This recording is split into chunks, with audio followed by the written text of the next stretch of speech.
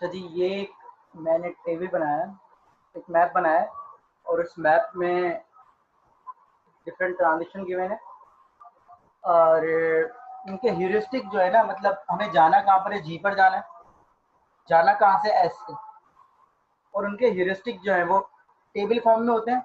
इसका मतलब जी के रेफरेंस से सबके ह्यूरिस्टिक गिवन होंगे, लेकिन मैं टेबल फॉर्म में नहीं लिख रहा जगह की वजह से, मैं साइड पे लिख देता हूँ कि भाई एस का ह्यूरिस्टिक 7 है, तो ग्रीन से जो मैं लिख रहा हूँ ये इसके ह्यूरिस्टिक है, साइड में लिखते हैं।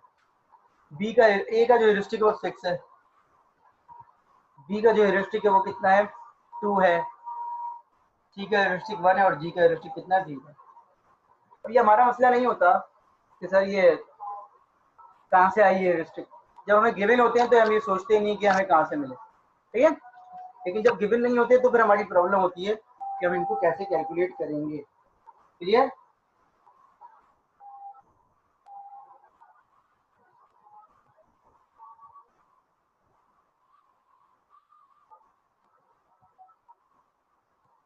तो हमारी प्रॉब्लम में हमें एस से जी जाना है।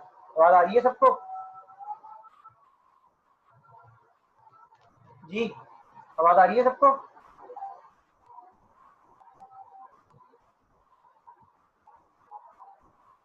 अब हमें एस से जी जाना है और एस से जी जाने के लिए हमें ट्रांजिशन भी गिवन है और ह्यूरिस्टिक भी गिवन है।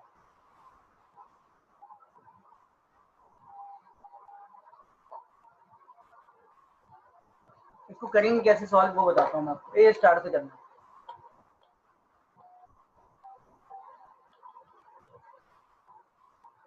सबसे पहले हम क्या करेंगे, सबसे पहले हम एस बनाएंगे यहाँ पे,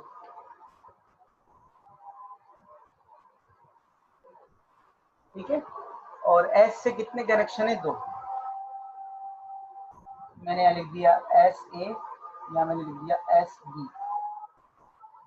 अब इसकी एफ वैल्यू कैलकुलेट करनी है। कौन सी वैल्यू कैलकुलेट करनी है, एफ वैल्यू। देखिएगा कैसे कैलकुलेट होगी। F is equal to G plus H. एक स्टेप पूरा करके दिखाऊंगा, बाकी तो हम डायरेक्ट लिख देंगे। तो एस से ए जाने की कॉस्ट कितनी है, एस से ए जाने की कॉस्ट कितनी है, 1। तो यहाँ पर आ गया जी की वैल्यू 1 और एच कितना है ए का, 6। तो ये आ गया 6, तो ये नंबर आ गया 7, ठीक है। तो इसकी एफ वैल्यू आ गई 7। Is it clear? इसकी एफ वैल्यू आ गई 7। अब आ जाए इधर, एस से बी जाने की कॉस्ट कितनी है, 4 और बी का ह्यूरिस्टिक कितना है, 2। ये हो गया 6, तो इसकी वैल्यू आ गई 6। अब सिस्टम में इस वक्त 2 नोड्स हैं, एक की वैल्यू 6 है और एक की वैल्यू क्या है, 7 है। तो किसे ओपन करेगा ये, इसको, एस बी को ओपन करेगा, ठीक है। तो हमें जब हम टेबल में काम कर रहे होते हैं तो हमें इसके सीक्वेंस को मेंशन कर देना चाहिए कि किस ऑर्डर में इसने नोट्स को ओपन किया है। तो सबसे पहले इसने एस को ओपन किया है, फिर इसने एस बी को ओपन किया, सही है। नंबर ये बता रहा है 1 2, ये सेकंड नंबर पे ये एस बी को ओपन करना है। अब एस बी, बी से कितने कनेक्शन है, एक ही कनेक्शन है, एरो बना हुआ है, एरो बता रहा होता है कि एक कनेक्शन एक ही तरफ है, अगर तो एरो बना देते हैं ग्राफ के अंदर। तो एस बी से सी जा सकता है, ये देखें एस बी सी। अब यहाँ एक चीज गौर से देख लीजिएगा, जितने लोग भी प्रेजेंट है, कि देखिए आप एस से बी आए तो आपकी कॉस्ट कितनी लगी, 4। आप एस से बी आए तो कॉस्ट कितनी लगी, 4। फिर बी से आप सी आए तो कॉस्ट कितनी लगी, 2। तो एस बी सी, ये टोटल कॉस्ट कितनी हो गई, 6। S through B through C, cost कितनी हो गई, 6। तो जी की वैल्यू यहां पर हो गई 6 और सी का ह्यूरिस्टिक कितना है, 1। तो ये आ गया 7। सिर्फ एक ट्रांजिशन की कॉस्ट नहीं यूज होती, तमाम ट्रांजिशन की कॉस्ट यूज होती है जितनी भी आपने कर ली होती है। तो आप एस से बी चले गए, फिर बी से सी गए, तो ये 4 है और ये 2 है, तो 4 2 कितना हो गया, 6, और 6 के साथ सी का ह्यूरिस्टिक कितना हो गया, 7। ये बात समझ में आ गई सबके? स्टूडेंट क्या करते हैं वो सुन लीजिएगा। स्टूडेंट क्या गड़बड़ करते हैं, या उनको जो पॉइंट समझ में नहीं आता वो क्या करते हैं, देखें 4, फिर ये ह्यूरिस्टिक भी शामिल कर देते हैं, फिर ये 1 भी 2 भी शामिल कर देते हैं, फिर ये ह्यूरिस्टिक भी। मतलब सबका ह्यूरिस्टिक शामिल कर देते हैं, नहीं, आप ह्यूरिस्टिक सिर्फ उसका शामिल करेंगे जिस पे आप खड़े हैं इस वक्त, और बाकी जो आपने डिस्टेंस कवर कर लिया, बाकी जो आपने डिस्टेंस कवर लिया उसकी कॉस्ट। तो देखिए आपने ये डिस्टेंस कवर कर लिया है पूरा, तो इसकी कॉस्ट 4/6 और इसका ह्यूरिस्टिक 1। क्लियर हो गई ये बात? 7 हो गया। अब देखें एक 7 ये है, ग्रीडी क्या करता था, ग्रीडी ये करता था कि सिर्फ लेवल में से फर्क करता था, डिसाइड करता था, ये कहता नहीं ओवरऑल में से मिनिमम चूज करूंगा, ओवरऑल में से मिनिमम। तो यहाँ पर दो नोड हैं जो अनओपन है, ओपन नहीं हुई, दो नोड हैं जो ओपन नहीं हुई, दो नोड्स हैं जो ओपन नहीं हुई, तो ये क्या करेगा, ये दोनों में से मिनिमम को चूज करेगा। आपके ख्याल में दोनों में से मिनिमम कौन सा है? दोनों ही 7 है, ऐसा ही है ना?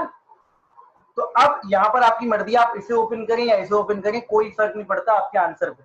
लेकिन हम क्या करेंगे, हम कोई ना कोई क्राइटेरिया लगा देते हैं, तो हम लगा रहे हैं फर्स्ट कम फर्स्ट सर्व। तो पहले ये आया था, इसको ओपन कर रहे हैं। अगेन रिपीट कर रहा हूँ, आप इसे ओपन करें या उसे ओपन करें, कोई फर्क नहीं पड़ता, आपके एल्गोरिथम ने आपको वही आंसर देना है जो कि ऑप्टिमल होगा। तो आपने इसे ओपन करना है, ऐसे कर लें, लेकिन हम पहले ऐसे कर रहे हैं। तो हम थर्ड नंबर पे किसे ओपन कर रहे हैं, इसको ओपन कर रहे हैं। अब ए से कितने कनेक्शन है? 3। ए से कितने कनेक्शन है? 3। ये देखिएगा, 1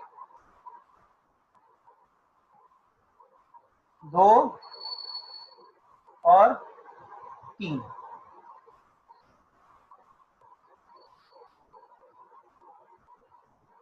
अब एस से ए जाने की कॉस्ट कितनी थी? 1, और ए से बी जाने की कॉस्ट कितनी है? 2, तो ये हो गया 3। और बी का ह्यूरिस्टिक कितना है?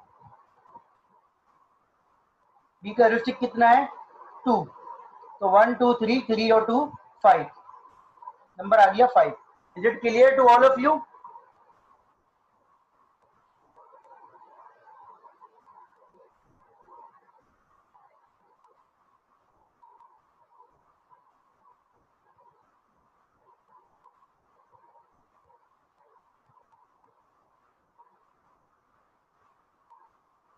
क्लियर हो गई ये बात?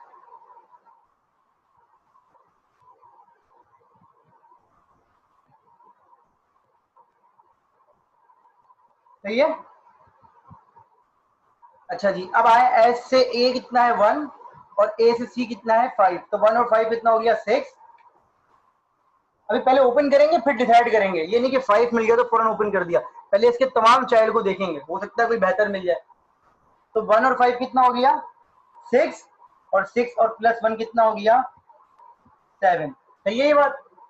इसी तरीके से एस से ए कितना है? 1, और 1 ए से जी कितना है? 12। तो 1 12 13, 13 प्लस 0 इज इक्वल टू 13। सही है? अब सिस्टम में 4 नोड हैं, 1 2 3 जो अभी बनी है और एक ही पुरानी वाली, तो ये ओवरऑल में से मिनिमम चूज करेगा। अब ओवरऑल में से मिनिमम कौन सा है? 5 है, 7 है, 13 है या 7 है? 5। ओवरऑल में से मिनिमम कौन सा है? 5। तो ये 5 को ओपन करेगा। अब ये देखेगा एस ए बी, तो एस ए बी एक ही रास्ता है, वो क्या है? S A B C, S A B C. अब ये क्या करेगा? एस से ए गया 1, ए से बी गया 2, बी से सी गया 2, 5 हो गया। सही है? और सी का ह्यूरिस्टिक कितना है? 1, तो ये नंबर आ गया 6। एस ए बी में 3 कैसे आएगा? एस से ए गए 1 और ए से बी गए तो 2, 1 2 कितना होता है? 3 होता है ज्यादा। ठीक है? अच्छा जी, ये 6 हो गया। अगेन अब एक 6 है, एक 7 है, एक 13 है, एक 7 है, जैसे किसे ओपन करना चाहिए? अगेन 6 को। तो मैं नंबरिंग लिख रहा हूँ आज के। देखें, मैं 4th नंबर पे इसे ओपन कर चुका हूँ। अब 5th नंबर पे किसे ओपन होगा? जी 12 प्लस 1 ही लिखा है, तो 13 हो गया। और जी का ह्यूरिस्टिक कितना है? जी का ह्यूरिस्टिक कितना है? 0, तो 13 प्लस 0 हो गया। सही है? प्लस के बाद जो लिखा हुआ है वो ह्यूरिस्टिक लिखा हुआ है उस नोड का जिस नोड पर आप खड़े हैं। क्लियर? सही है? अब आइए ये इसे ओपन कर देगा, तो ये आ गया 5th नंबर पे। अब एस ए बी सी, सी से ए की कनेक्ट है, वो क्या है? एस ए बी सी जी। और ये हो गया एस ए बी 1 2 2 5 5 3 8। ये पूरा जो पाथ है वो 8 है, और इसमें ह्यूरिस्टिक कितना है? 0। तो 8 प्लस 0 कितना हो गया? 8। अच्छा एक चीज मैं आपको बताना भूल गया, यहाँ पर इसको आंसर मिल गया था ऐसे जी, इसने इसको याद रखा कि मुझे एक आंसर मिल गया 13 से, लेकिन 13 से चूंकि छोटे नंबर मौजूद थे तो इसने क्या किया, उनको फर्दर ओपन किया। अब इसे एक और आंसर मिल गया SABCG 8 पे, तो ये पुराने वाले आंसर को इग्नोर करेगा और इसे अपडेट कर लेगा अपने पास, लेकिन साथ में ये चेक करेगा कि क्या इस वक्त 8 से छोटा कोई नंबर मौजूद है, तो 8 से छोटे 2 नंबर मौजूद है सिस्टम में, 8 से छोटे 2 नंबर मौजूद है, एक 7 ये रहा, एक 7 ये रहा। क्लियर? तो ये इनको ओपन करेगा, हालांकि इसे आंसर मिल चुका है 8 पे, लेकिन ये इस आश्रय में है कि शायद 7 नंबर मिला हुआ है तो उससे छोटा कोई नंबर मेरे पास आ जाए, तो ये इसे ओपन कर रहा है। आप इसे ओपन कर लें, ऐसे कर लें, आपकी मर्जी है, तो हम पहले इसे कर रहे हैं। तो ये हो गया 6 नंबर का BC वाला, तो SBCG हो गया। ये देखेंगे तो ये कितना हो गया, 4 और 2 6, 6 3 9, 9 + 0 = 9।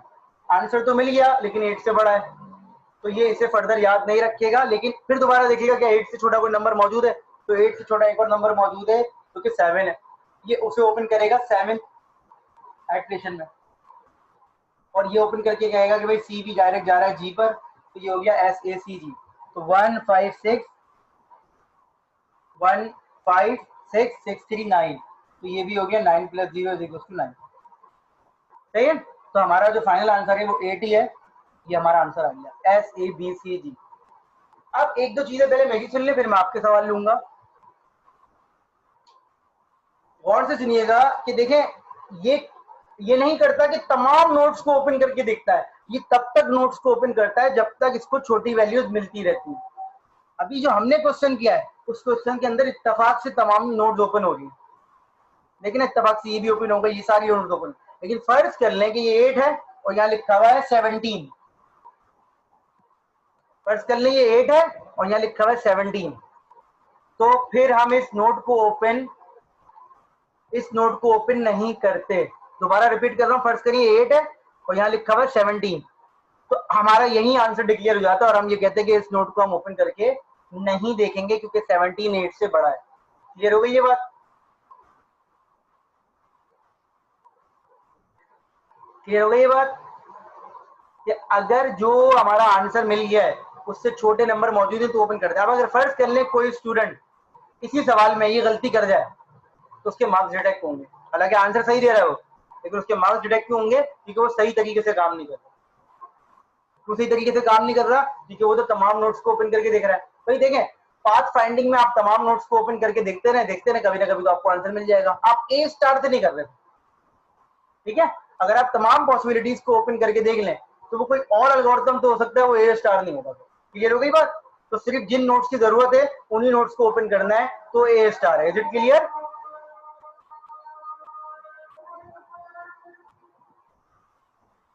मुझे ये बताइए, ये ऑप्टिमल है और कंप्लीट है या नहीं है?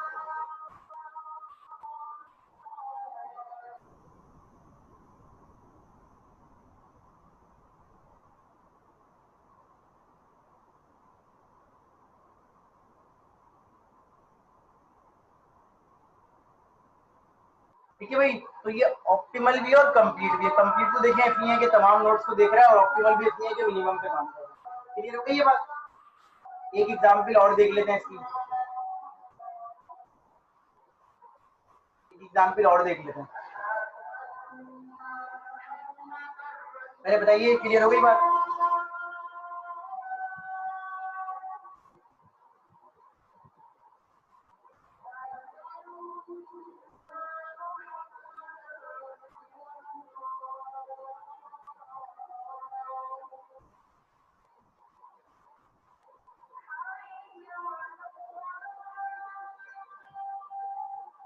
बताता हूँ। देखिए, आपने ट्री एक्सप्लेन करनी है, पूरी बनानी है, जो जो पॉसिबिलिटीज है नोट्स पे आप नंबर असाइन कर दें कि किस सीक्वेंस में आपने नोट्स ओपन किए, तो फिर आपका काम सही हो जाएगा। अगर आपने सीक्वेंस नहीं लिखा और रैंडम सबको ओपन कर दिया तो फिर आप A स्टार से नहीं कर रहे बेटा, ठीक है? हमें चीज ये समझने की जरूरत है कि यहाँ पर हम आंसर को नहीं ढूंढ रहे, हम ढूंढ रहे होते हैं ट्रिक को, कि हमें एल्गोरिथम समझ में आ गया। कुछ क्वेश्चन ऐसे भी होते हैं कि जिसमें आंसर नहीं आता, तो आप परेशान होने की जरूरत नहीं होती। बस आपने क्या करना होता है, आपने एक्सप्लेन कर देना होता है कि भाई आंसर इसलिए नहीं आ रहा और हमने ये एल्गोरिथम यूज किया। क्लियर? अब आ जाए यही वाला, आपके पास इसकी पिक्चर है ना, इस पेज की, जो पेज खुला हुआ आपके सामने, इसकी पिक्चर है सबके पास, सही है? अब देखें इसको हमने किससे किया हुआ है, ए स्टार से किया हुआ है। ये बुक का क्वेश्चन, वो जो है मैंने इंटरनेट पे से उठाया था, और ये बुक का क्वेश्चन है। अब मैं आपको एक्सप्लेन कर रहा हूँ, तो ये पिक्चर आपके पास होनी चाहिए। ये देखें, सबसे पहले आपने ए स्टार पे गए, और ए स्टार में चूंकि एल्गोरिथम है, एडिटिव बेस है, तो इसने एरिड का एफ वैल्यू कैलकुलेट कर ली। हालांकि एरिड पे एफ वैल्यू कैलकुलेट करने की जरूरत नहीं थी, क्योंकि एक ही नोट थी, उसे ओपन करना पड़ता, लेकिन इसने फिर भी कर लिया। तो यहाँ पर आया कि एरिड से एरिड जाने की जो कॉस्ट है वो कितनी है, 0, और एरिड से बिचेरिस तक का ह्यूरिस्टिक कितना है, 366। तो 0 प्लस 366 क्या हो गया आपका, 366। Is it clear to all of you?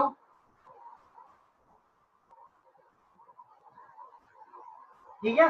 अब इसने एरिड के 3 चाइल्ड ओपन कर लिए, इन तीनों चाइल्ड को ओपन किया। एरिड से सीबीयू जाने की कॉस्ट आपके पास लिखी हुई है 140, एरिड से सीबीयू जाने की कॉस्ट आपके पास लिखी हुई है 140, और सीबीयू से बिचेरिस तक का ह्यूरिस्टिक लिखा हुआ है 253। तो एफ वैल्यू कैसे कैलकुलेट हुई, जी प्लस एच, तो ये हो गया हमारे पास 393। क्लियर हो गया नंबर सबको? नंबर कैसे आया 393, सबको क्लियर हो गया? अच्छा जी, आगे बढ़ते हैं। फिर एरिड का दूसरा चाइल्ड जो है वो कौन है, टी। एक उसमें लिखा हुआ है हमारे पास, एक उसमें लिखा हुआ हमारे पास, एरिड से टी जाने की जो कॉस्ट है वो कितनी है, 118, और टी का जो ह्यूरिस्टिक है वो कितना है, 329। ये दोनों नंबर कंफर्म है, आपको समझ में आ रहे हैं कहां से आ रहे हैं ये नंबर? पहले वाला नंबर वो है जो पाथ कॉस्ट है, तो दूसरा वाला नंबर क्या है, जो ह्यूरिस्टिक है। तो टोटल आपके पास क्या हो गया, 447। फिर तीसरे वाले में भी यही है कि 75 पाथ कॉस्ट है, और 374 क्या है आपके पास, ह्यूरिस्टिक। तो तीनों नंबर आ गए। अब इन तीनों नंबर को आपने क्यू में रखा, और क्यू ने प्रियोरिटी के हिसाब से आपको दे दिया सीबीयू, कि आप सीबीयू को चूज कर सकते हैं। तो चूंकि क्यू है, तो उसके अंदर बाकी वैल्यूज अपने हिसाब से एडजस्ट होंगी। Is it clear? अब ये अगली नोट जरा देखें सीबीयू की, और ये चारों वैल्यूज वेरीफाई करें कि आपकी समझ में आई या नहीं आई। चारों वैल्यूज खुद से वेरीफाई करें प्लीज, ये जो सीबीयू को ओपन किया है।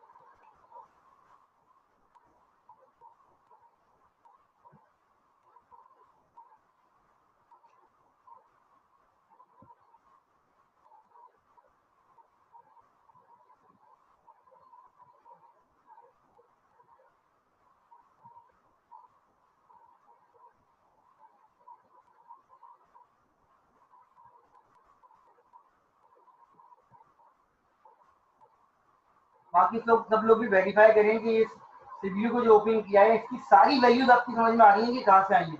कोई एक में भी प्रॉब्लम हो तो प्लीज बता दीजिए।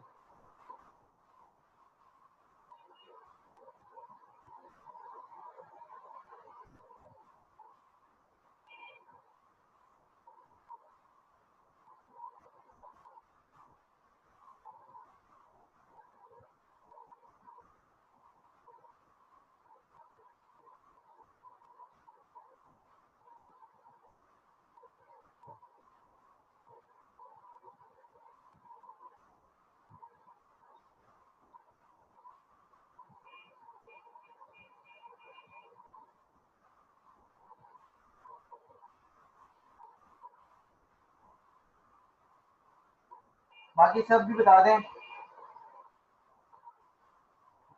पिक्चर मौजूद होनी चाहिए आपके पास, उसी से समझ में आएगा।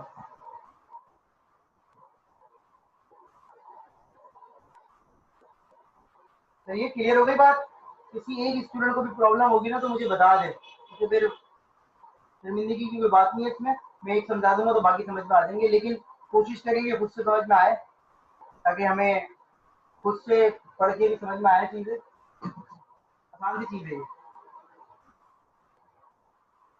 देखिए, आप ना एल्गोरिथम समझने की कोशिश करें। एल्गोरिथम ये कहता है कि आप तमाम ऑप्शन को एक्सप्लोर करेंगे सीबीयू से, तो सीबीयू से वापस एक ऑप्शन है एरिड का भी, सीबीयू से वापस एक ऑप्शन एरिड का भी है। अब ये वही वाली मिसाल है कि आप अपने घर से निकले और आपको अपने नॉर्थ कैंपस जाना था। फर्स्ट थिंग आपके घर गुलशन में, आप गुलशन से गए सुराबगुड़, 2 किलोमीटर। सर आप गुड को पहुंच के आपको याद आया कि यार मैं घर पे कोई चीज भूल आया हूँ, तो आप वापस दोबारा घर गए, तो आपने कितना डिस्टेंस कवर कर लिया? 2 और 2 कितना हो गया? 4 किलोमीटर। ऐसे ही है ना यार? तो यहाँ पर एरिड से सीबीयू गए तो कितना था? एरिड से सीबीयू कितना था? 140। सीबीयू से वापस एरिड जाएंगे तो कितना आ जाएगा? 140। 140 140 कितना होता है? 280। ये 280 लिखा है, सही है, क्लियर? ये 280 लिखा है। यहाँ ये नहीं होता कि आप जिस जगह पे खड़े हुए अगर वापस वहां पर आ गए तो आपने जीरो डिस्टेंस कवर किया, नहीं, आपने ख्वारी तो की है ना। ऑल्दो कि ऐसा होगा नहीं, आप इसको चूज ही नहीं करेंगे कभी, लेकिन ये ऑप्शन आपने एक्सप्लोर करके देखना है कि भाई ये वैल्यू कितनी बन रही है। डेफिनेटली ऐसा हो ही नहीं सकता कि आप एक रास्ते पे जाए वापस उसी रास्ते पे आए तो वो कैलकुलेशन के बाद आप उसको चूज करना है, ऐसा होगा नहीं कभी। ठीक है, क्लियर हो गई ये बात? अब तो किसी को कोई प्रॉब्लम नहीं है इसमें। तो 280 क्या हो गया? Arid to CBU, CBU to arid 280 और एरिड का arid to 360। Arid to CBU 140, CBU to फेग्रेस 99। ये 140, ये 99, तो कितना हो गया? 239। इसी तरीके से एडिड टू सीबीयू 140 और ये 150 ओ तक जाने का, तो 140 प्लस 151 कितना हो गया? 291। इसी तरीके से added to CBU 140 and CBU to R कितना है? ये 80, तो 140 प्लस 80 कितना होता है? 220। ये पहले वाले जो लिखे हुए हैं ये वो पार्ट है जो कि आपने कवर कर लिया है। मैं इसकी मिसाल देता हूँ, आप ऐसी मिसाल लें इसकी, ये देखें, ये देखिएगा, बोर्ड पे देखिए जरा, शायद क्लियर हो जाएगा। ये देखिएगा, फर्ज कीजिए कि आप एक इस चीज को ढूंढ रहे हैं और यहाँ आप खड़े हैं और यहाँ से आए थे, बहुत सारे रास्ते आपने कवर किए बीच में, ठीक है? तो देखिए जहां आपने कवर कर लिया है ये एग्जैक्ट आपको पता है। आज महीने की फर्ज से 18 तारीख है और आपने 15,000 रुपए खर्च कर लिए, तो चूंकि ये खर्च कर लिए हैं तो ये आपको एग्जैक्टली पता होंगे, ऐसा ही है ना? ये चीज आपकी जेब से जा चुकी है तो ये जी है। अब ये जरूरी नहीं है कि आपने एक दिन में कवर किया 15,000, आपने हो सकता है शुरू के 5 दिन में कुछ पैसा खर्च नहीं किया लेकिन आखिर के 10 दिन में आपने 15,000 खर्च कर दिया। तो ये पूरा है जो पीछे आप कवर करके आ चुके हैं, ये जी कहलाएगा। जो एक्सपेक्टेड है, आपने कहा भाई आने वाले 12 दिन में मेरे 12,000 लग जाएंगे, जरूर थोड़ी 12,000 लगे, हो सकते हैं 11,000 लग जाए, हो सकते हैं 13,000 लग जाए, तो ये क्या है? एच है। दोबारा रिपीट कर रहा हूं, यहां पर आप पूरा डिस्टेंस जो आपने कवर किया, फर्ज करें आप पाकिस्तान टूर पे जा रहे हैं, आप इस्लामाबाद पहुंच गए, आपको जाना है, मैं मुझे नहीं पता, इतना आइडिया नहीं है, फर्ज करें कराची से इस्लामाबाद, और फर्ज करें आपको लाहौर जाना है, हालांकि ऐसा होता नहीं है, फर्ज करें आपको लाहौर जाना है, ठीक है? तो कराची से इस्लामाबाद जो आपने डिस्टेंस कवर किया वो फर्ज करें आपने किया है 450 किलोमीटर, सपोज कर लें। ये चूंकि कवर कर लिया है, चाहे आप बहुत लंबे रास्ते से गए हो, लेकिन चूंकि आपने कवर कर लिया तो ये 450 किलोमीटर ही कराएगा। लेकिन अब आप बोले इस्लामाबाद से लाहौर सर एक्सपेक्टेड है 150 किलोमीटर, ये ऐसे हो सकता है कोई स्टूडेंट 450 वाले रास्ते से ना गया इस्लामाबाद, उससे 400 वाला, तो उसके लिए जी क्या है? 400। तो यहाँ पर यही वाली मिसाल है, यहाँ पर यही वाली मिसाल है कि जो मैं आपको बोर्ड पे समझा रहा हूँ कि देखें, एक स्टूडेंट इस रास्ते से गया इस्लामाबाद तो 280, एक स्टूडेंट इस रास्ते से गया वो 239 है, एक स्टूडेंट इस रास्ते से गया तो उसका 291 है, एक स्टूडेंट इस रास्ते से गया तो उसका क्या है? 220। Is it clear? ह्यूरिस्टिक भी सबका अलग अलग होगा डिपेंडिंग अबाउट व्हाट, कि वो कहाँ खड़ा हुआ है। क्लियर? अब बताइए इन 6 में से मिनिमम कौन सी है? 4 और ये 2, इन 6 में से मिनिमम कौन सी है?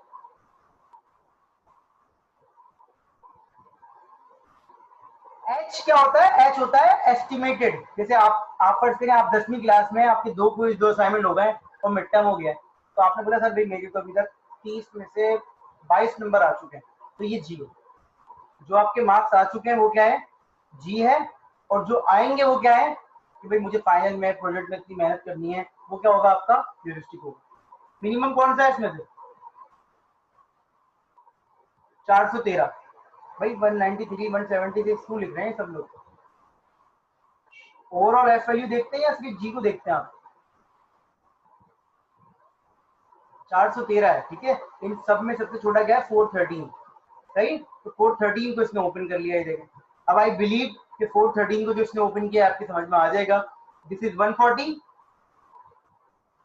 दिस इज 80, तो 220 तो यहाँ तक हो गया था जी। अब 220 से वापस सी पे जाने का जो है वो है 146 पे 36 की तमाम वैल्यूज इसको वेरीफाई कर लीजिएगा प्लीज, सुकून से देख लीजिए। अब जब ये सारे ओपन कर लिए तो इन 2 3 5 3 8 में से मिनिमम कौन सा है?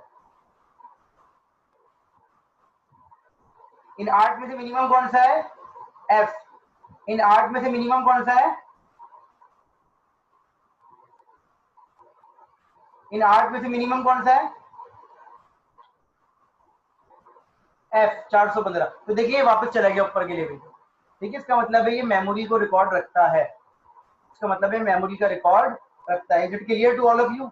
ये मेमोरी का रिकॉर्ड रखता है। अगर ये ह्यूरिस्टिक होता ग्रिडी तो ये सिर्फ नीचे में से सिलेक्ट करता नहीं, इसने ओवरऑल में से मिनिमम सिलेक्ट किया है। पर एक्सपीरियंस यहाँ नहीं, यहाँ मिलता मिनिमम, तो ये वापस चलेगा। क्लियर हो गई ये बात? नेक्स्ट पेज पे है बाकी। ठीक है, तो ये एफ को ओपन करेगा। ये देखिए एफ को ओपन कर रहा है, इसने एफ को ओपन किया है, देखें एफ को ओपन किया तो इसके ये चाइल्ड आ गया। अब इन सब में से मिनिमम देखा तो मिनिमम उसको यहाँ मिला वापस 417, फिर इसने 417 को ओपन किया तो उसको आंसर मिला। लेकिन यहाँ पर इसको बिचुरियस मिल चुका है, लेकिन चूंकि 450 बड़ा आंसर है और उससे छोटा नंबर सिस्टम में मौजूद है 470, तो इसने इसको ओपन किया। अगर फट करें 470 नहीं होता इससे बड़ा नंबर, 450 से बड़ा नंबर होता है, यहाँ पर यह वाले इसको ओपन करता है, ये इसको ओपन करता, इसको आंसर डिक्लेयर नहीं करता। Is it clear? तो इस क्वेश्चन को एक दफा कंप्लीट देखिएगा ब्रेक में, कोई प्रॉब्लम हो तो फिर मुझे बताइएगा। सही है, तो कौन से देख लिए वैल्यू जो कैलकुलेट हुई है। जब तक अपने हाथ से अपनी कॉपी में नहीं करेंगे आप सॉल्व, आपको ये मेमोराइज नहीं होगा। मैं जितना भी करवा दूं, एक दफा आपकी प्रैक्टिस मांगता है ये क्वेश्चन। क्लियर? कोई सवाल है तो बता दीजिए, एनीथिंग।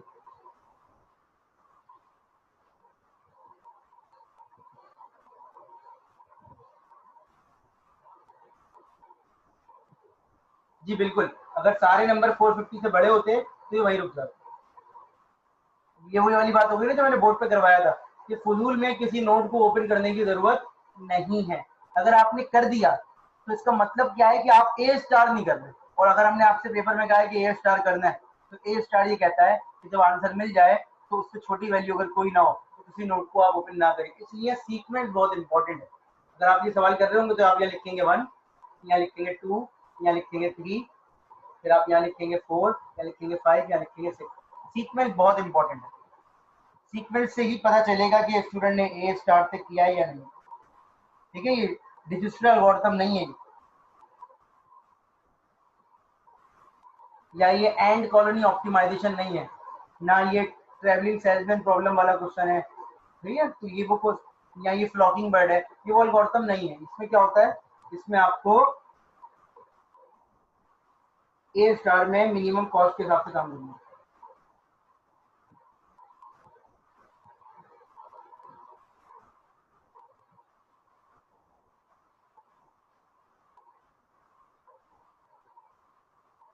Any question?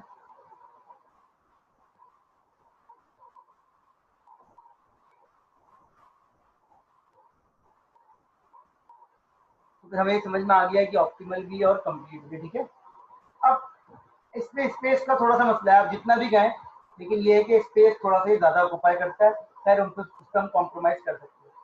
अब एक आखिरी चीज समझ लें इसमें,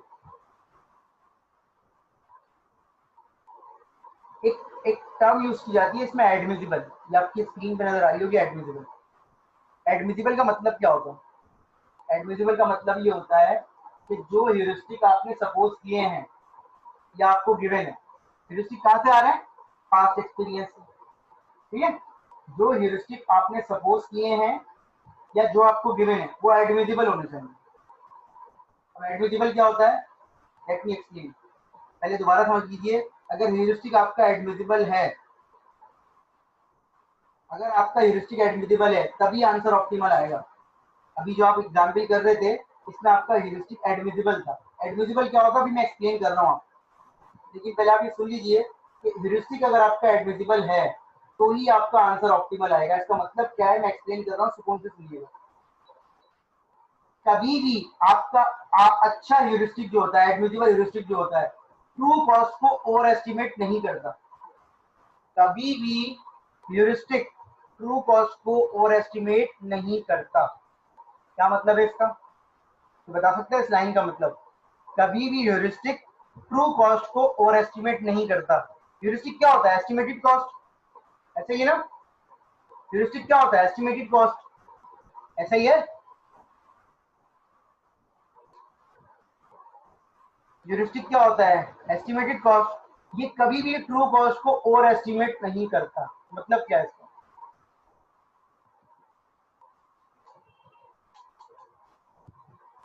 जी,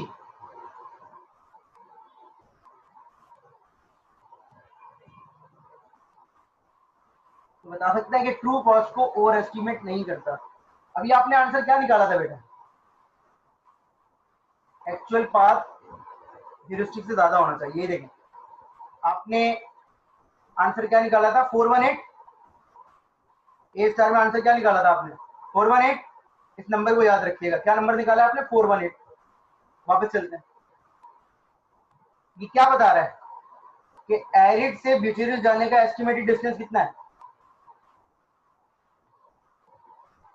क्या बता रहा है ये? सब लोग सुन रहे हैं मेरी बात? ठीक है, तो मुझे बताइए 366 जो है वो बड़ा है या छोटा है? Sorry, 366 less than 418। 366 क्या था? ह्यूरिस्टिक। 418 क्या है? True cost. 366 क्या था? ह्यूरिस्टिक। 418 क्या है? True cost. तो ह्यूरिस्टिक को ट्रू कॉस्ट के बराबर या उससे छोटा होना चाहिए, तो ह्यूरिस्टिक एडमिसिबल। आसान सी बात है ये।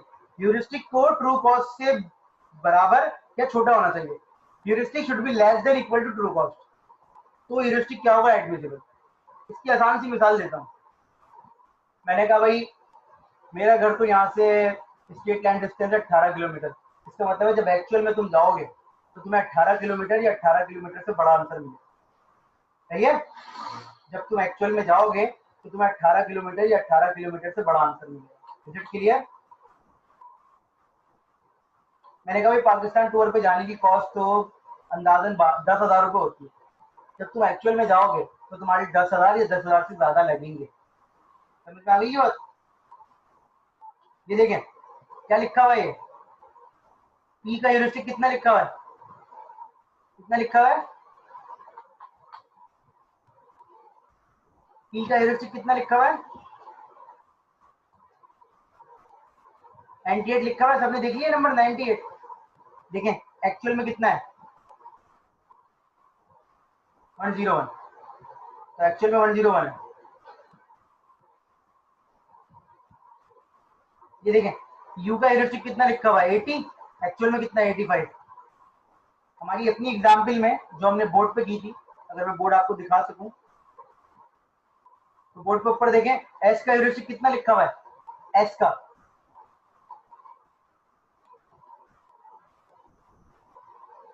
और आंसर कितना आ रहा था हमारा?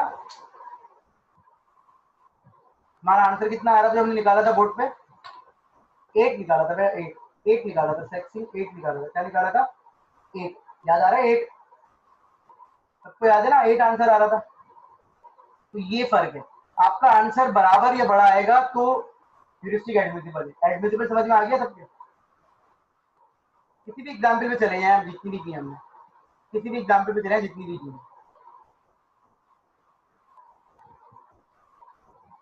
क्लियर हो गई ये बात? कोई क्वेश्चन है तो बता दीजिए प्लीज। अगर एडमिसिबल नहीं हुआ तो ह्यूरिस्टिक एडमिसिबल नहीं हुआ तो प्रॉब्लम हो जाएगी, इसलिए फिर वो ऑप्टिमल नहीं होगा। इसका मतलब है ह्यूरिस्टिक आपको सही गिवन नहीं है। मतलब कोई आपको ऐसे ही दे दे ह्यूरिस्टिक रैंडम उठा के आप, इसका मतलब है किसी भी प्रॉब्लम में ह्यूरिस्टिक खुद से सपोज नहीं की जा सकते, उनको कैलकुलेट करना ही पड़ेगा। क्लियर? किसी भी प्रॉब्लम के अंदर ह्यूरिस्टिक खुद से सपोज नहीं किए जा सकते। कि मैं अभी फर्स्ट मैंने आपको बोला मैंने नेट पे से प्रॉब्लम उठाई थी, इसका मतलब क्या था? मैंने इसमें एक प्रॉब्लम खुद भी बना सकता हूँ। मैं यहाँ पर प्रॉब्लम कोई भी ट्री बना दूँ, कोई भी वैल्यूज लिख दूँ, लेकिन वैल्यूज लिखने के बाद मुझे ह्यूरिस्टिक सही से लिखने पड़ेंगे। मुझे वेरीफाई करना पड़ेगा कि ये ह्यूरिस्टिक सही है या नहीं। इसलिए मैं प्रॉब्लम बुक की या इंटरनेट पर से उठा के समझा रहा हूँ। आप कोई भी प्रॉब्लम में ह्यूरिस्टिक खुद से नहीं लिख सकते, कोई ना कोई कैलकुलेशन करनी पड़ेगी या पास्ट एक्सपीरियंस चाहिए होगा। क्लियर? ठीक है, ये वाली लाइन बताइए मैंने आपको, heuristic H of N is admissible. Heuristic को एच ऑफ एन कह रहे हैं, if for every node N H of N is less than equal to H star N, where H star N is the true cost. H star N क्या है? True cost. H of N क्या है? Estimated cost. तो ये condition मैंने आपको समझाई। ठीक है, an admissible heuristic never optimate over estimate the cost to reach the goal, that cost to reach, मतलब ओवर एस्टिमेट नहीं करता कभी भी। ठीक है, तो ये 4 पॉइंट मैंने आपको समझा दिए। क्लियर? All clear? कोई भी सवाल है ए स्टार से या गिरगी से तो पूछ लीजिए।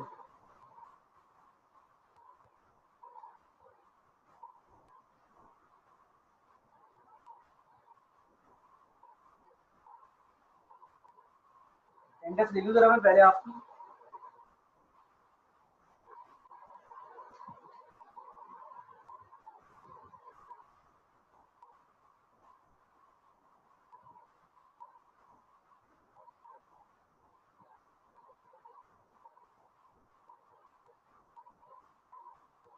बिल्कुल ऐसा ही है, ए स्टार सबसे बेस्ट, लेकिन बस में ह्यूरिस्टिक चाहिए होंगे आपको, तो मेहनत करनी पड़ेगी।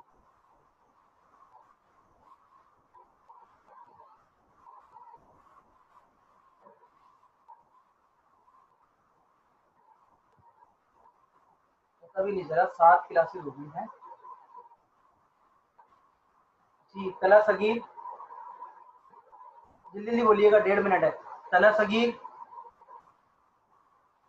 मैं चले ब्रेक के बाद बताता हूँ। तला सगीर, गुरुबा आफ्ताब, मोहम्मद इस्माइल,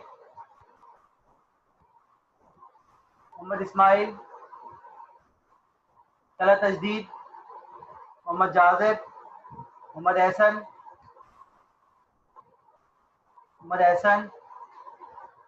शाइनल, ठीक है, अब्दुल हाई, नबील अहमद, सईद नसीम,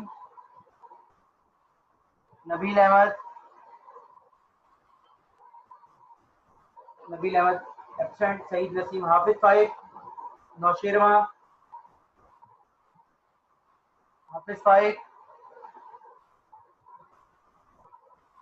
मैं बेटा बोल रहा हूँ, मोहम्मद अनस खान, रहीम अहमद,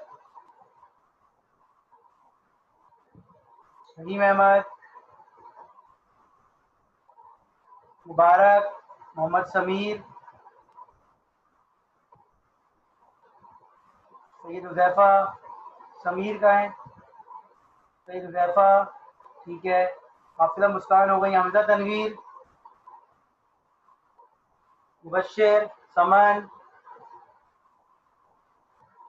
ठीक है, जुनैरा, मोहम्मद असदुल्ला, सैयद मोहम्मद नबील,